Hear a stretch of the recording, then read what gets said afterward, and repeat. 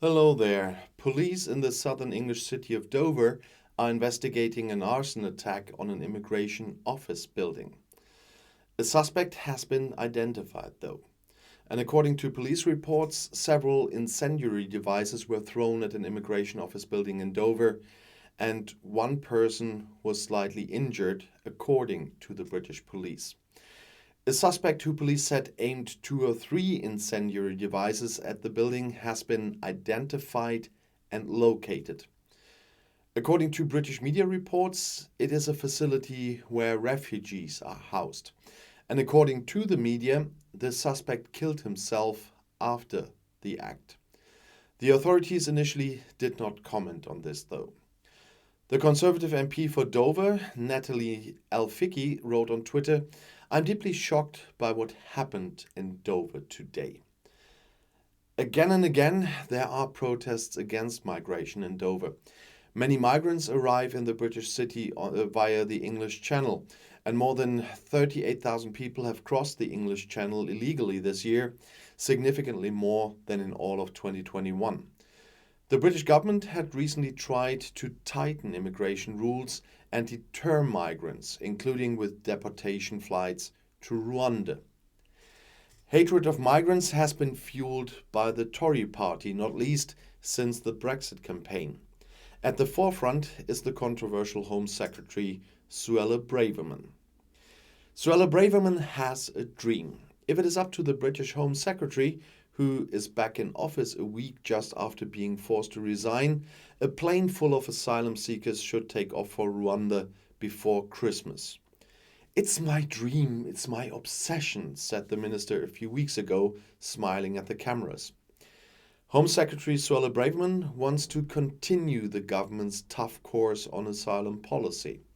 She will push for a change in the law that would allow deportation of people who did not come into the country through established refugee programs, as Braverman said it on Tuesday at the Conservative Party conference in Birmingham, not last Tuesday, but before that. The government also wants to stick to the plan to fly illegal migrants to Rwanda regardless of their nationality. If their asylum applications are accepted there, they can stay, and a return to Great Britain would then be impossible. It was only in June that the government of then Prime Minister Boris Johnson had to stop a planned deportation flight to Rwanda at the last minute after intervention by the European Court of Human Rights, which has nothing to do with the EU, by the way. The court in Strasbourg saw a real risk of irreversible damage for those affected. Although Britain has already paid Rwanda £120 million for the deal, it has not yet sent a single migrant to the East African country. The government in London sees the plan as a tried and tested means of deterring people smugglers or human trafficking. Human rights activists, however, criticized the project as impractical.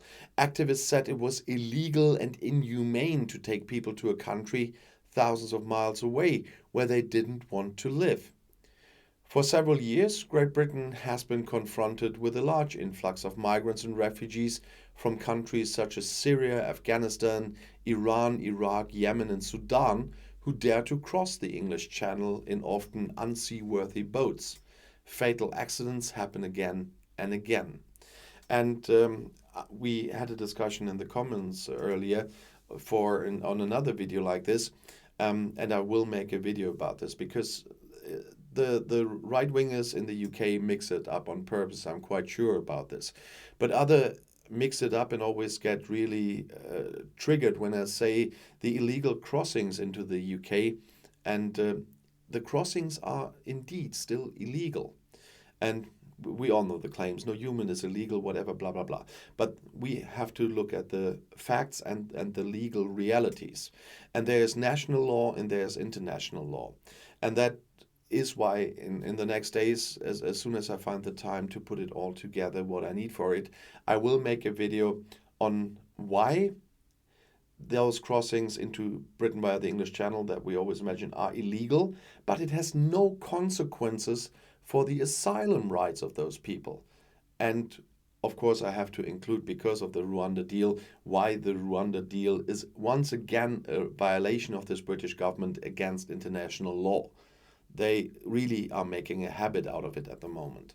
And it's a bit complicated, so I'm trying to break it down to a point where it's understandable. That's why it will take a few days to do that. So I cannot promise on which day I will publish this, but I will prepare such a video to make those points clear and to prevent people from getting triggered every time I say the I word regarding to migrants crossing, because that is something I always talked about.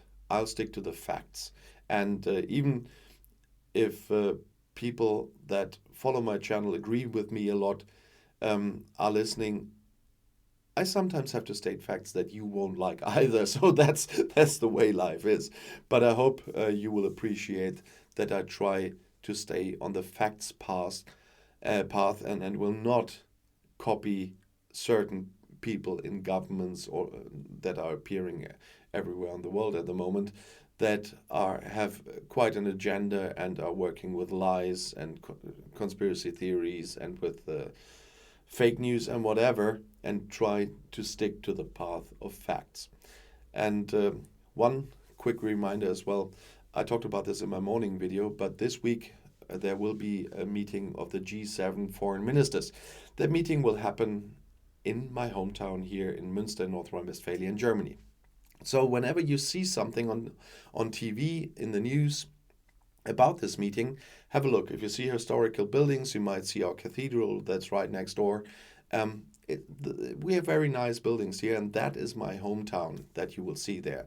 And if you see a hall with wooden walls, old wooden walls, and colored glass windows and red leather seats on the sides at the wooden walls, that is our council chamber, where I'm sitting regularly, as well as deputy district mayor, because we have seats there too, although I'm not allowed to vote there.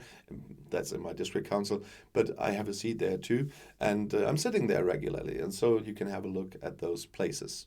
And I'll see you in my next video. I'll be back.